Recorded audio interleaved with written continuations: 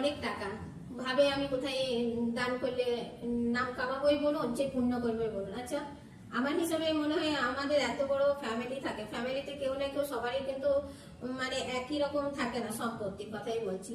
ধরুন আমি হয়তো বড় লোক, তো কেউ গরিব লোক, কারো খাবার জুটছে তো কারো জুটছে না, কারো ওষুধ জুটছে কারো জুটছে না, এরকম ব্যাপার থাকে। তো আমরা যদি কোনো অনাথ আশ্রম বা বলুন কোনো এনজিওতে না দান করে ফ্যামিলিকেই দেখি, তা আমার মনে হয় সেটাই বেশি বেটার হবে না? আপনারা কি বলেন?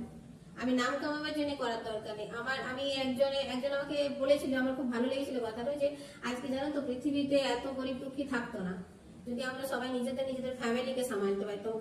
চেষ্টা করতো তো, পিসতো তো, মাসতো তো, কত আছে ফ্যামিলিতে, দেখো অনেকের অবস্থা অনেক খারাপ, কিন্তু আমরা কি করি না, আমরা এনজিওতে টাকা দিব, আমরা বৃদ্ধাশ্রমে টাকা দেবো, কিন্তু আমরা ফ্যামিলিতে কে খেতে পেলো না পেলো তার দেখার দায়িত্ব আমাদের না।